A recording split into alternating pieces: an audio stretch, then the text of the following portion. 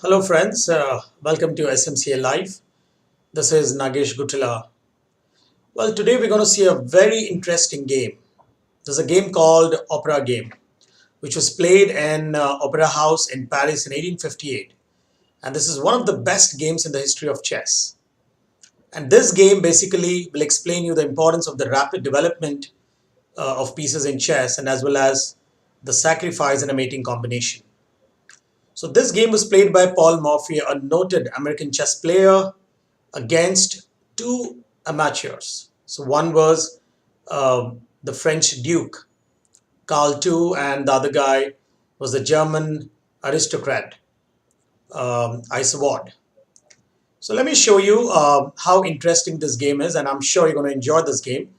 So Paul Morphy was white. He started with e4, and both of them consulting each other, they have decided to play the pawn to e5.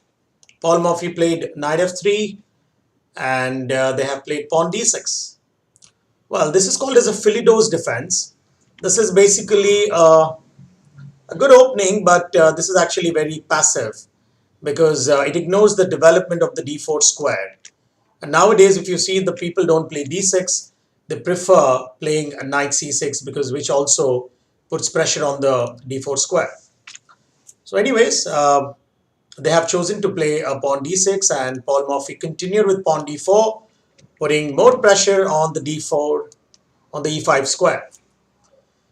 Now, the black, they have decided to play bishop to g4, pinning the knight. Now, the obvious move is d into e5. Here, obviously, black cannot play, d into e5 because that will simply lead to the exchange of the queens and a loss of a pawn, and black will lose the privilege to castle. So what they have done here is bishop into f3.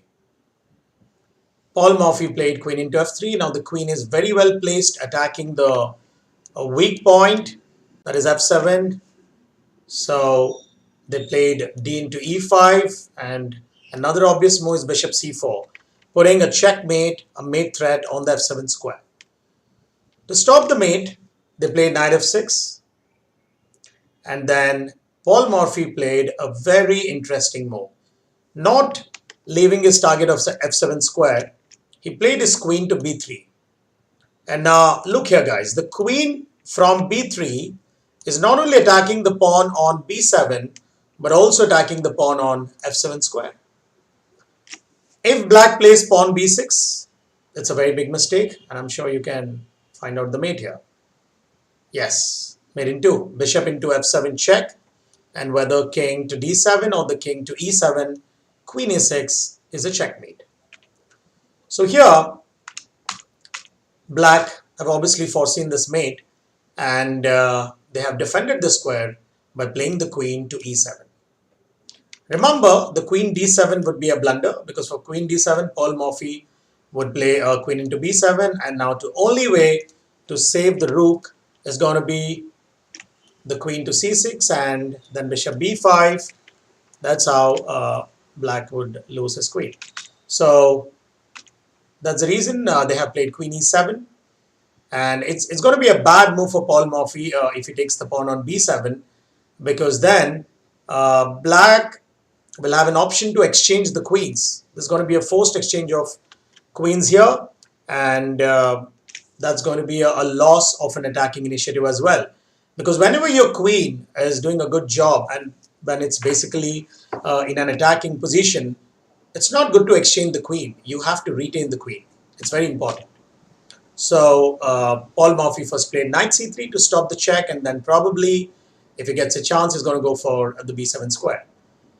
So they played pawn to c6, defending the b7 pawn. It's a good move. And Paul Morphy is focusing on the development of pieces. Another good square for his dark color bishop on g5. And here also it's pinning the knight. Black played pawn b5. And here, instead of retreating the bishop, what white noticed is that there is a complete underdevelopment of pieces on the black's front. So this is the right time for him to sacrifice his knight for 2 pawns, because that would give him a lot of attacking chances and would also remove the defenders around the king. So the most obvious move here is knight into b5, pawn into b5, and comes the bishop into b5. Now look at this move. The only good move here is to block with the knight, because if he tries king d8, that's a very bad move. King is in the center, vulnerable to attack. He could just do a long castling, and black will lose very easily from here onwards. So the only move here is knight d7. But look at the bishops here, guys. Look at it. Look at the Morphy's bishops. Both the bishops are doing a great job. Both of them are pinning the knight. That is the power of a pin. So the only defense right now is black has to provide more support to the knight. So what is possible here is maybe he can bring his rook to d8, because white will certainly put more pressure on d7. So here Paul Morphy had two chances, either to go for a long castle or a short castle. Long castling is the best, because that would immediately put pressure on the pinned knight on d7. That's a great move. So the threat would be bishop into knight, or you can even do a rook into a d7 followed by a discovery. So black has to play a rook to d8, and then rook into d7, rook into d7, and another winning move, or we can even say that the winning move is the final nail in the coffin, rook to d1. That's it. Now here onwards, I don't think so black could do anything here to save the game. And if you just compare it, guys, you can see here how this bishop on f8 has been blocked, and how the rook hasn't been developed, or not in the action, because black has not focused on developing the pieces. And these are very common mistakes when you play with amateurs. And I've already mentioned here, when Paul Morphy was playing, both these guys were amateurs. So yet they have found a way. They understood the threat is going to be a bishop into a rook and king d8 and probably queen b8 checkmate. So if any capture takes place on the d7 square right now, none of the black pieces are in a position to recapture. So what black thought, the best way is that he could actually free this knight, which is under pin. This knight should be able to, recapture on d7 square if any capture happens on the d7. So they played queen e6.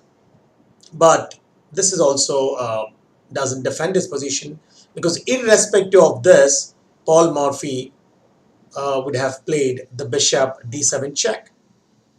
Now, the only move to stop the check is the knight d7, because if he tries king d8, this is a checkmate. And if the queen captures, obviously there is a rook. So, and if the king moves to e7, then bishop into queen equal to winning. So he played knight here. Now here onwards, guys, can you just find a checkmate in two moves? A brilliant move. What a finish by Paul Morphy. And this finish has really entertained both of them. They were pretty happy, to have played this match with an American player, one of the greatest players during that time. Yes, you're absolutely right. I'm sure some of you have got the answer. Queen b8. What a sacrifice. Look at it. Because what Paul Morphy has seen is that rook d8 is a mate provided there is no knight on d7 square. That's it. Cleared the way with a bait. So knight has to capture and rook d8. This is the brilliant checkmate by Paul Morphy. So hope you all have enjoyed this opera game. Alright, I'm going to see you soon again with another interesting game. Until then, bye-bye.